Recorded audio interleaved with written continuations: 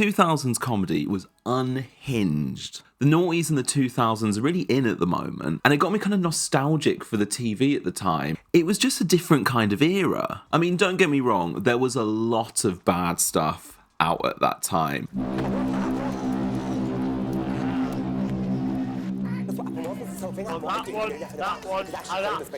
There's a lot of TV and comedy tropes that I'm glad we moved on from.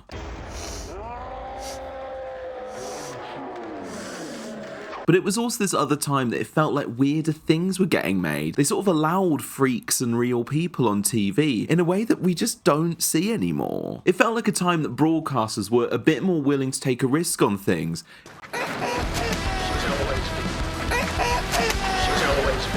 You see the comedy that's on TV now in the UK, if it's not a panel show or a game show, it's usually a drama / autobiographical fiction drama with a comedian playing a person, usually a comedian. And that's fine. This isn't a video about woke has killed comedy and comedy is dead now.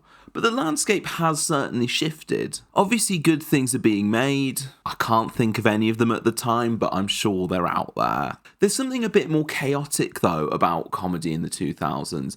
It felt like broadcasters were taking a chance, and there's a bit more unhingedness, chaos going on. It just has a different sort of feel to it. It feels cheaper in the right way. It sort of looks more real. Everything looks like it was filmed on cheap cameras, which I'm sure they weren't, and there were real ass people on there. There weren't people that were influencers or aspiring telly people or sort of actors looking for a job. It just had people that thought, oh, I might pop on the telly. It was that kind of vibe. I mean, you see it, it's a bit jarring at first when you see real people on the TV. You go, oh, what do these people look like? And then you realise you're so used to seeing sort of telly faces and influencers nowadays, you kind of forgot what the rest of the world looks like. And then I'm reminded every time I look in the mirror. The main thing I notice every time I watch 2000s telly is it does sort of seem to have real people on it. You know, people with like jobs and stuff. Which brings me round to a new discovery. My girlfriend sat me down and asked me if I knew who Marc Wootton was. And I was like, oh, the nativity guy. And then she sat me down to watch something called My New Best Friend. My New Best Friend is this chaotic, slightly evil reality show by Marc Wootton, who's a comedy actor, comedy terrorist. Oh, stranger, how are you? The premise of the show is Marc Wootton creates the most annoying character he could possibly think of. This is 25-year-old Tiffany Wardle. Over the course of a weekend, she will try to win £10,000 by passing off a complete stranger as her new best friend. But Tiff's about to find out that her new best friend is the last person she'd want to meet. You can have the money and you can stick it, Tiff. I don't want to know. This rubbish. It's ridiculous, Tiffany. Absolutely ridiculous. If other people have been up, you're supposed to keep your secret place clean for me. Do you mind? Well, do you mind? And he takes things to an uncomfortable extreme that I don't even know how I feel about it. Okay, so you're in the womb. Yeah. I'll just do the heartbeat, just by a gentle kick. Okay, that's the heartbeat. Is that all right? You feeling that? I'm feeling that. Okay, slowly, the contractions will start, and then you're going to be born into the new world. Do you understand? Yes. Do you understand what I'm saying? I understand. The baby is being born! It's one of the funniest things I've seen in a really long time, and it just got me nostalgic for a show that I don't think in a million years would get made today. He walks a really strange ethical line, and you are watching the show the whole time thinking, is this okay? Is this all right? I'm not sure. I'm quite uncomfortable. What's it? How much to lose the lad? Well, I think he's indispensable, actually. Come on, how much to lose the lad? Hey, I'm not putting a price on one of my friends. It's just they're a complete. Come on, you've got a lot of money there. Do you want me to write you a cheque? How much? Go on then, write a cheque. What do you want? Take the money. Come on, Matt, let's get out of here. Check one of the boxes, man. Yes! Got money! fucking Lilettes. Come on. Show the smash. I ended up watching a lot of the episodes just through my hands, just like this, just covering my face at the telly. He'll take on a character, say an extremely paranoid, insecure type, and then just insert that person into the world of someone who's completely not used to that kind of character, and pushes them and pushes them and pushes them, all in the hope that they might win 10 grand. That's the cash prize. Now, 10 grand is a lot of money. That's a good chunk of what you might think is, it's just a week of being a bit embarrassed. But when you see how far he pushes these people, you're left thinking, is this 10 grand really, really worth burning every friendship I have? This room, because it's the only way you're going to get on. Yeah. I've got the stuff we wrote, okay? And I've got tell him 7 about years what ago. we were talking about earlier, about him being selfish and him blowing you out. You are a bit selfish. You opened up a lot. I can see that. Yeah, but I'm not gay. No. It's fine. Tell him. He is actually a very good counsellor. If you tell him. No, I do, you know. You say whatever you want to say. No, but now and again I've read you can be a Tim. little bit selfish about things. Yes, that's fine. Do you want me to Me? hug? Do you want us to hug? Look, we're going to do a hum hug at the end, all right? So. It's the lowest big amount of money I think there probably was going at the time. You certainly wouldn't put up with this for any less, but it's not so much that you also wouldn't walk away with it if it goes too far. And people did walk away from it. And the people know they're being filmed for a TV show. I mean, I would assume they know it's a guy doing a bit, that the character's not real. But he does the performance so convincingly, they just buy into it. It's unhinged in all the right ways. And dare I say it, it's quite edgy in a good way. It's not what we now think of as being edgy. Zayn left One Direction. For me, it was like 9/11. It's kind of morally in a grey area. Not so much so that you can't watch it. It's more that the moments where it's bad, it's really bad. There are a few instances where I feel he knows to release at just the right moment.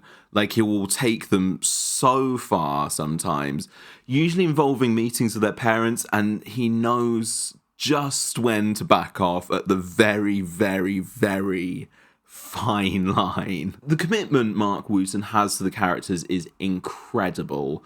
Like, it would not work otherwise. He does not break. And he puts himself in the most uncomfortable positions. I mean, this is the weird thing about him. He's absolutely bulletproof. As much as he's embarrassing the person doing the game show, he himself is debasing himself in front of all these people's families and friends. He is taking all of the heat in such an extreme way.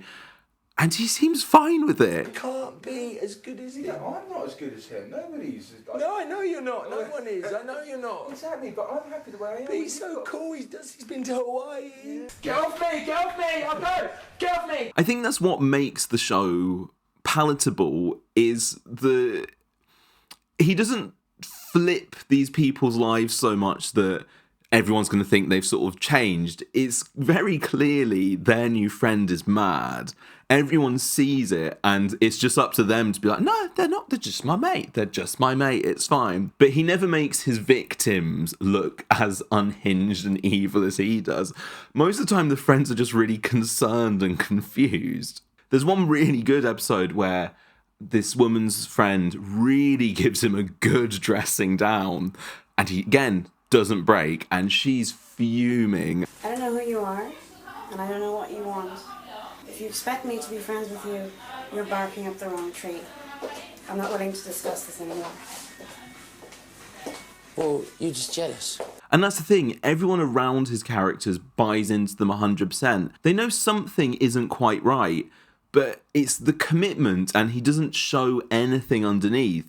They have to buy into it by default. There's nothing. They know something is wrong. They know something's not right. They know whoever this person is on another planet. But the commitment is so much that none of them realise they're being pranked. And as uncomfortable as the show is, It is one of the funniest things I've seen in such a long time. Even though I'm watching half the thing looking away or through my fans or shouting, no, no, I can't handle anymore. I'm nearly being sick from laughing. It is so brutal and the characters are so funny that it just works. It's like a really evil, guilty pleasure. And then my girlfriend shows me another one of his shows, High Spirits with Shirley Ghostman, which is this sort of spoof paranormal reality TV program where Marc Wootton has adopted the guise of Shirley Ghostman and is doing these kind of fake seances and ghost readings, and it's like a just completely bogus medium. It's got far more of a wink to the audience, and the people involved, I don't think they know they're being pranked, but they know something's up. It feels less like an attack than my new best friend does. There are more clear jokes, and it feels like he's sort of winking at the audience the whole time. The audience that are watching Shirley Ghostman do the readings are sort of laughing along. They know they're being fucked with a little bit, in a way that on My New Best Friend, they're all unsure what's happening to their lives. It makes me wonder if these things can be made now, and I'm not so sure. You see a lot of conversations online about what could be made now, what could audience handle, and I don't think it falls into the category of it's too offensive for anyone. I don't really find it offensive at all. It's just sort of quite evil.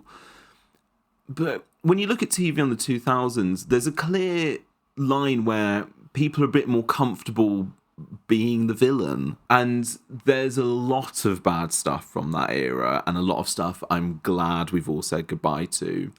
But it also feels like there's less room now for a bit more chaos and a bit less structure.